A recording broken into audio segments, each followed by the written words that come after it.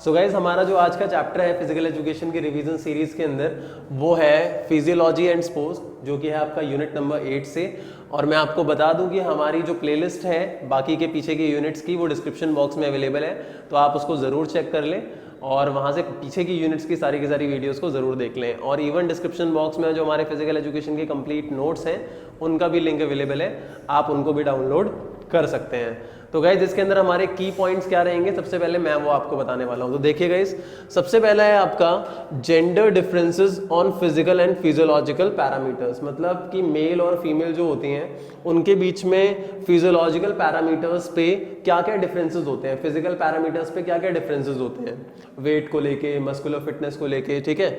दूसरा है guys effects of exercise on cardiovascular, respiratory and muscular fitness, मतलब जो एक्सरसाइज है उसका क्या इफेक्ट होता है कार्डियोवैस्कुलर, रेस्पिरेटरी और मस्कुलर फिटनेस लेवल पे, मतलब इन तीन चीजों पे एक्सरसाइज का क्या इफेक्ट होता है। तीसरा है guys physiological change due to ageing, मतलब जो फिजियोलॉजिकल चेंज है वो क्या आता है एजिंग की वजह से, ठीक है। तो एजिंग की वजह से फिजियोलॉजिकल चेंज क्या क्या आता है इसके ऊपर आ जाएगा। नेक्स्ट है guys role of exercise in slowing ageing process, मतलब एक्सरसाइज का क्या रोल होता है एजिंग प्रोसेस को स्लो करने के लिए। और लास्ट है physiological factors for determining components of physical fitness. तो ये 5 टॉपिक्स हैं जो हम यहाँ पे स्टडी करने वाले हैं। सो गाइस सबसे पहले हम बात करते हैं जेंडर डिफरेंसेस की, ठीक है। तो सबसे पहली चीज देखिए गाइस बॉडी साइज। अगर हम बॉडी साइज की बात करते हैं तो आपको भी पता होगा, बहुत बेसिक सी बात है कि जो मेल होते हैं उनका बॉडी साइज जो होता है वो लार्ज होता है और जो फीमेल होती है उनका जो बॉडी साइज होता है वो स्मॉल होता है।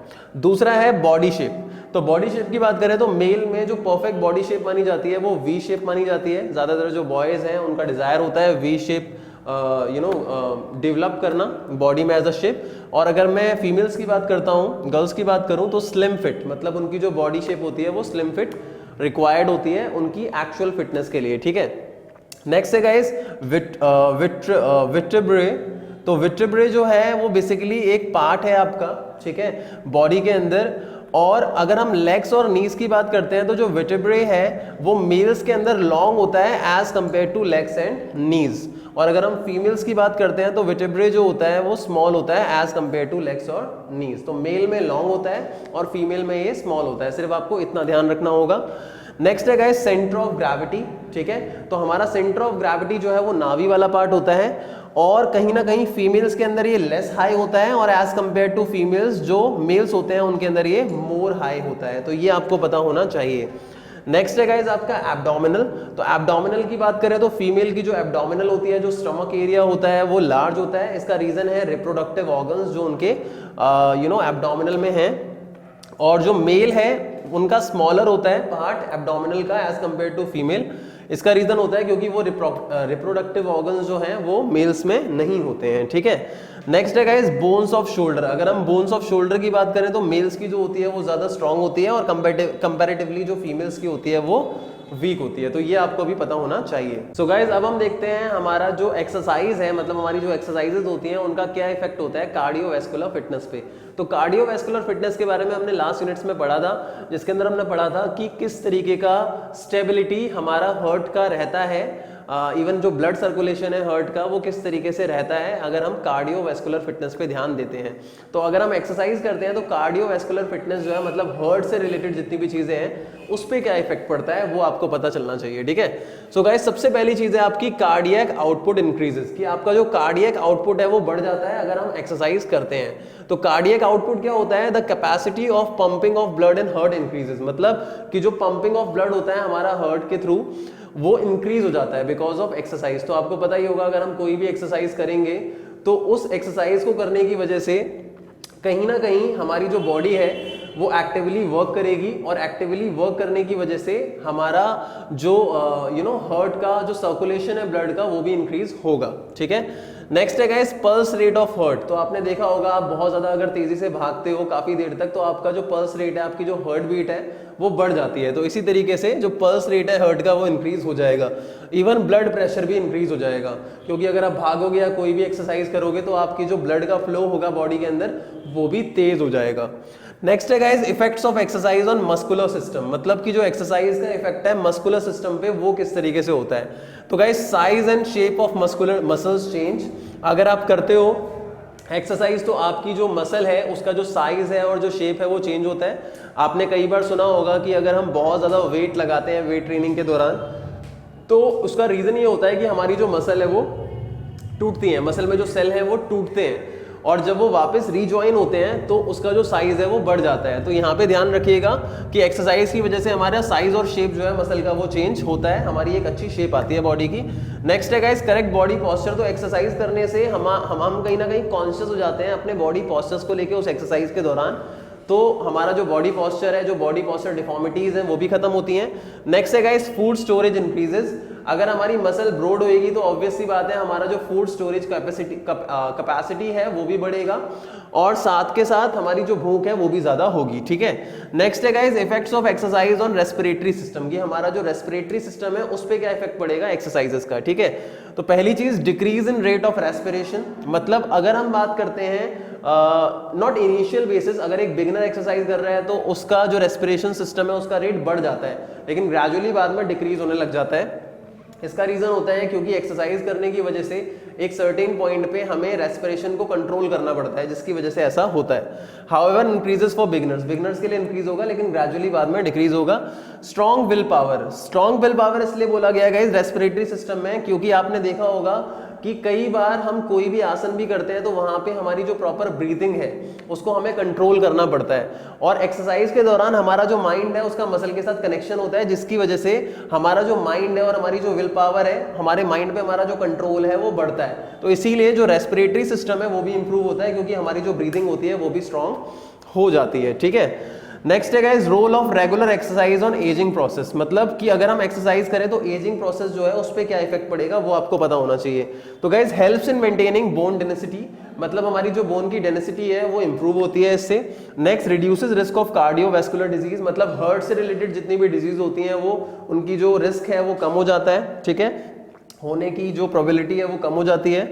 इंप्रूव फ्लेक्सिबिलिटी एंड स्ट्रेंथ, अगर हम ज्यादातर कार्डियो एक्सरसाइजेस करते हैं तो उससे हमारी फ्लेक्सिबिलिटी इंप्रूव होती है, और अगर हम वेट ट्रेनिंग करते हैं तो हमारी स्ट्रेंथ भी और हमारी मसल्स भी इंप्रूव होती हैं। नेक्स्ट है गाइस एनहांस लंग कैपेसिटी, तो लंग की कैपेसिटी जो होती है वो भी एनहांस होती है, इंप्रूव होती है। Next slow down the brain ageing, brain ageing या बॉडी एजिंग भी, क्योंकि हमारी बॉडी फिट रहती है तो एजिंग प्रोसेस भी जो होता है वो स्लो हो जाता है वहां पे। नेक्स्ट है improve mental and social health, हमारी मेंटल हेल्थ भी कहीं ना कहीं स्ट्रांग होती है वहां पे, और सोशल हेल्थ भी होती है, इंटरेक्शन, क्योंकि अगर हम फिट रहते हैं तो हमारे हेल्दी रिलेशन होते हैं लोगों के साथ भी, तो ये भी आपको ध्यान रखना होगा। नेक्स्ट है गाइस यहाँ पे फिजियोलॉजिकल फैक्टर्स डिटरमाइनिंग स्ट्रेंथ, मतलब ऐसे कौन से फिजियोलॉजिकल फैक्टर्स हैं जो स्ट्रेंथ को डिटरमाइन करते हैं। तो सबसे पहले बात करते हैं गाइस मसल कंपोजिशन। तो आपको पता होना चाहिए हमारी जो बॉडी की हर एक मसल होती है उसका एक कंपोजिशन होता है, एक रेशियो होता है, उसके अंदर कुछ फाइबर्स होते हैं। तो दो तरीके के फाइबर्स होते हैं, एक है गाइस फास्ट ट्विच फाइबर, एक है स्लो ट्विच फाइबर। तो जिस मसल कंपोजिशन में फास्ट ट्विच फाइबर ज्यादा होते हैं तो वो मसल जो होती है वो स्ट्रेंथ होती है, मतलब स्ट्रांग होती है, ठीक है। तो फिजियोलॉजिकल फैक्टर्स जो हमारी स्ट्रेंथ को डिटरमाइन करेंगे उसमें एक मसल कंपोजिशन है, क्योंकि मसल कंपोजिशन में अगर फास्ट ट्विच फाइबर ज्यादा होंगे तो वो मसल जो है वो ज्यादा स्ट्रेंथ रखेगी। नेक्स्ट है गाइस साइज ऑफ मसल, ठीक है। तो हमारा जो साइज ऑफ मसल है अगर ज्यादा होगा तो ऑब्वियस सी बात है हमारी स्ट्रेंथ जो होगी वो ज्यादा होगी। बॉडी वेट, अगर हमारा बॉडी वेट ज्यादा है तो अगेन हमारी जो मसल है वो भी ज्यादा होगी, तो इसी की वजह से हमारी स्ट्रेंथ भी ज्यादा होगी। नेक्स्ट है guys physiological factors for speed, अगर हम स्पीड की बात करते हैं तो उसके लिए कौन सी फिजियोलॉजिकल फैक्टर्स हैं जो हमारी स्पीड को इंप्रूव करते हैं। तो अगेन मसल कंपोजिशन, क्योंकि अगर स्ट्रेंथ ज्यादा होगी तो ऑब्वियस सी बात है स्पीड ज्यादा होगी। जिस बंदे में ताकत ज्यादा होगी उसमें स्टैमिना ज्यादा होगा तो उसकी स्पीड भी ज्यादा होगी। नेक्स्ट है गाइस एक्सप्लोसिव स्ट्रेंथ, तो एक्सप्लोसिव स्ट्रेंथ में हमारा shape, size and coordination of muscle आ जाता है। तो उसके अगर हमारा शेप अच्छा है, साइज अच्छा है और कोऑर्डिनेशन ऑफ मसल अच्छा है तो हमारी स्पीड अगेन ज्यादा होगी, बूस्ट होगी। फिर है फ्लेक्सिबिलिटी, तो फ्लेक्सिबिलिटी के अंदर गाइस अगर हमारी फ्लेक्सिबिलिटी होएगी तो उसकी वजह से भी हमारी जो स्पीड होएगी वो ज्यादा होएगी, क्योंकि अगर हमारे में फ्लेक्सिबिलिटी नहीं है तो हम अच्छे तरीके से अपने किसी भी मूवमेंट को एक स्पीड के साथ नहीं कर सकते, वहां पे हमारे जो मूवमेंट्स होंगे वो क्या हो जाएंगे, स्टिफ हो जाएंगे, ठीक है। अब नेक्स्ट है गाइस हमारा that is what factors for flexibility, मतलब फिजियोलॉजिकल फैक्टर्स फॉर फ्लेक्सिबिलिटी, मतलब फ्लेक्सिबिलिटी के लिए कौन से फिजियोलॉजिकल फैक्टर्स होते हैं। सबसे पहले गाइस मसल स्ट्रेंथ, ठीक है, हमारी जो मसल की स्ट्रेंथ है वो बहुत ज्यादा जरूरी है फ्लेक्सिबिलिटी के लिए। नेक्स्ट जॉइंट स्ट्रक्चर्स, मतलब हमारे जो डिफरेंट जॉइंट्स होते हैं उनका डिफरेंट रेंज ऑफ मोशन होता है, मतलब कि हमारे कई सारे जॉइंट्स बॉडी के ऐसे होते हैं जिनमें जो मोशन, जो मूवमेंट है वो स्लो होता है, और कई सारे ऐसे जॉइंट्स होते हैं जिनका मूवमेंट बहुत ज्यादा तेज होता है। तो हमारे जॉइंट्स पे भी हमारी फ्लेक्सिबिलिटी डिपेंड करती है कि कौन सी मसल जो है वो किस जॉइंट की वजह से कितनी जल्दी फ्लेक्सिबिलिटी को गेन कर सकती है। नेक्स्ट है गाइस एज एंड जेंडर। अगर हम एज की बात करें, हमारी ज्यादा एज होगी तो लेस फ्लेक्सिबिलिटी होगी, कम एज होगी तो ज्यादा फ्लेक्सिबिलिटी होगी। और साथ के साथ अगर हम जेंडर की बात करें तो मेल की बॉडी लेस फ्लेक्सिबल होती है और फीमेल की जो बॉडी होती है वो मोर फ्लेक्सिबल होती है। और एनी इंजरी का मतलब हुआ कि अगर हमारे किसी पर्टिकुलर जॉइंट के अंदर इंजरी है तो वहां पे हमारी फ्लेक्सिबिलिटी की प्रॉब्लम आ सकती है। अब हमारे फैक्टर्स डिटरमाइनिंग इंड्योरेंस, मतलब वो कौन से फिजियोलॉजिकल फैक्टर्स हैं जो हमारी इंड्योरेंस को डिटरमाइन करते हैं। तो सबसे पहले गाइस हमारी एरोबिक कैपेसिटी, मतलब कि हमारी एबिलिटी लंग्स की और हार्ट की जो ऑक्सीजन प्रोवाइड करेगा मसल को, क्योंकि ऑब्वियस सी बात है कि हमारा जो ऑक्सीजन है अगर मसल को नहीं मिलेगा तब तक हमारी जो मसल है उसकी इंड्योरेंस जो होगी वो कम होगी। तो हमारा लंग्स और हार्ट जो है उसका बहुत बड़ा काम होता है ऑक्सीजन को मसल्स तक पहुंचाने का, तो इसीलिए एरोबिक कैपेसिटी बहुत ज्यादा मैटर करती है इंड्योरेंस के लिए, ठीक है। नेक्स्ट है guys oxygen intake. Oxygen intake का मतलब होता है कितना ऑक्सीजन हम ले रहे हैं, ठीक है। ऑक्सीजन अपटेक मतलब कितना ऑक्सीजन पहुंच पा रहा है हार्ट तक, ठीक है। नेक्स्ट है गाइस ऑक्सीजन ट्रांसपोर्ट, मतलब ऑक्सीजन किस तरीके से ट्रांसपोर्ट हो रहा है, कितना ट्रांसपोर्ट हो पा रहा है। और नेक्स्ट है गाइस कार्डियक आउटपुट, तो amount of blood pumped by the heart पर मिनट, मतलब कार्डियक आउटपुट आपका अमाउंट ऑफ ब्लड है जो पंप करता है हमारा हार्ट पर मिनट, तो जितना करेगा पर मिनट उसके हिसाब से ही हमारी इंड्योरेंस पावर भी होगी। तो गाइस आई होप आप लोगों को फिजियोलॉजी एंड स्पोर्ट्स जो है वो चैप्टर अच्छे से समझ में आया होगा, वो यूनिट अच्छे से समझ में आई होगी, और आशा करता हूँ कि आप एंजॉय कर रहे हो इस सीरीज को। और that was all, and please हमारे चैनल को सब्सक्राइब ज़रूर करें, इस वीडियो को लाइक ज़रूर करें और शेयर भी ज़रूर कर दें।